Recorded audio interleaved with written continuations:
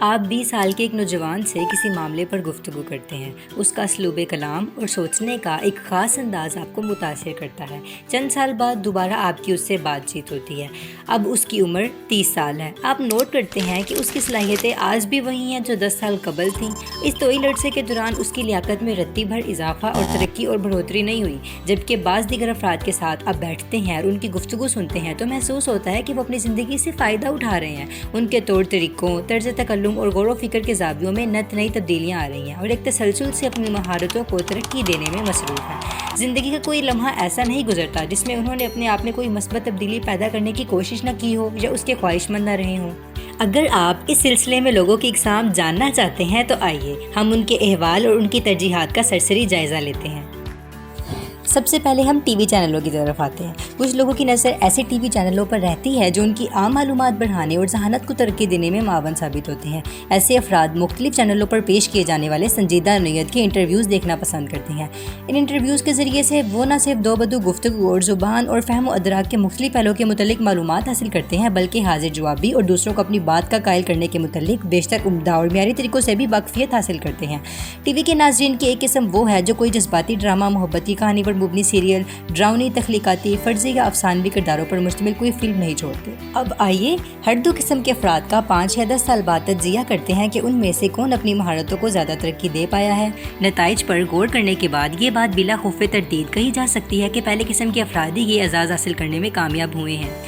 ان کامیاب افراد کے انداز گفتگو کو آپ پہلے سے مختلف اور بہتر پائیں گے۔ وہ آپ سے اپنے نقطہ نظر کے حق میں شرعی نصوص اور ریاضی کے دلائل کے علاوہ دیگر سماجی اور معاشرتی حقائق بیان کرتے نظر آئیں گے، جبکہ دوسری قسم کے لوگ دوران گفتگو بار بار اور جا بجا اداکاروں اور گلوکاروں کے بیانات کے حوالے دیں گے۔ وہ آپ کو ڈراموں اور فلموں کے اقتباسات سنائیں گے۔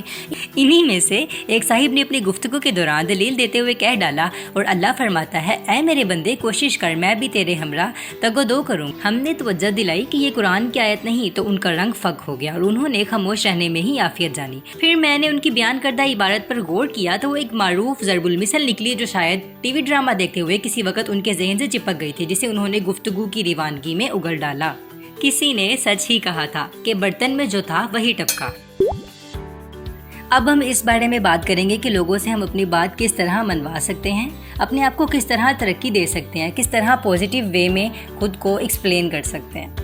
میں یہاں پہ آپ کو ایک چھوٹی سی کہانی سناؤں گی۔ یہ کہانی کافی انٹرسٹنگ ہے، تو آپ میری ویڈیو کو سکپ مت کیجیے گا۔ Let's start it. عبداللہ ایک پرجوش آدمی ہے، تاہم اس میں بعض صلاحیتوں کی کمی ہے۔ ایک دن وہ ظہر کی نماز کے لیے گھر سے مسجد کی طرف روانہ ہوا۔ راستے میں ایک آدمی کھجور کے درخت پر ایپرن پہنے چڑھا ہوا تھا۔ وہ کھجوروں کی کاٹ جھانٹ کر رہا تھا۔ عبداللہ نے یہ منظر دیکھا تو اسے حیرانی ہوئی کہ اس آدمی کو نماز کا ذرا خیال نہیں۔ اس نے مارے غصے کے بلند آواز سے پکارا، نیچے اتر کر نماز پڑھو۔ آدمی نے سرد مہری سے جواب دیا، ٹھیک ہے ٹھیک ہے۔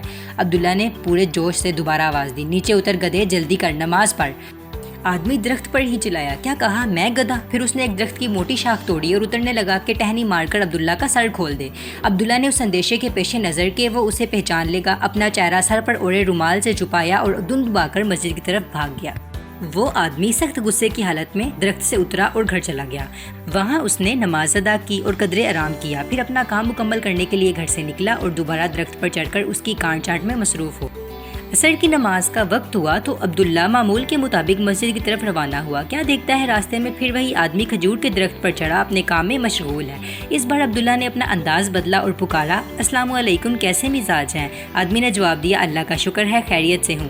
عبداللہ نے پوچھا، اللہ آپ کو خوش رکھے، اس سال پھل کیسا ہوا؟ اس نے کہا، اللہ کا شکر ہے۔ عبداللہ بولا، اللہ آپ کو مزید توفیق دے، آپ کے رزق میں اضافہ کرے اور اپنے گھر والوں کے لیے آپ جو محنت و مشقت کرتے ہیں اس کے اجر سے آپ کو محروم نہ رکھے۔ یہ دعائیہ کلمات سن کر وہ آدمی بڑا خوش ہوا۔ اس نے آمین کہی اور عبداللہ کا شکریہ ادا کیا۔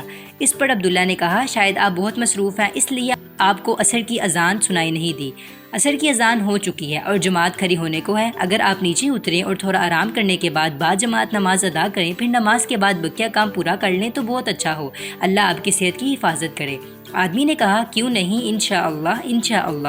وہ تحمل سے اترنے لگا، پھر عبداللہ کی طرف بڑھا، نہایت گرم جوشی کے ساتھ اس سے ہاتھ ملایا اور بولا، خوش اخلاقی سے پیش آنے پر میں آپ کا شکریہ ادا کرتا ہوں۔ ظہر کے وقت یہاں سے ایک آدمی گزرا تھا، اس نے بہت بد اخلاقی کا مظاہرہ کیا تھا، کاش وہ مجھے مل جائے تو میں اسے بتاؤں کہ گدھا کون ہے۔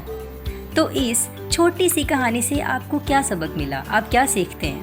یاد رکھیں، لوگوں کے لیے آپ جیسا طرز عمل اختیار کریں گے، اسی کی بنیاد پر لوگ آپ کے لیے اپنے برتاؤ کا تعین کریں۔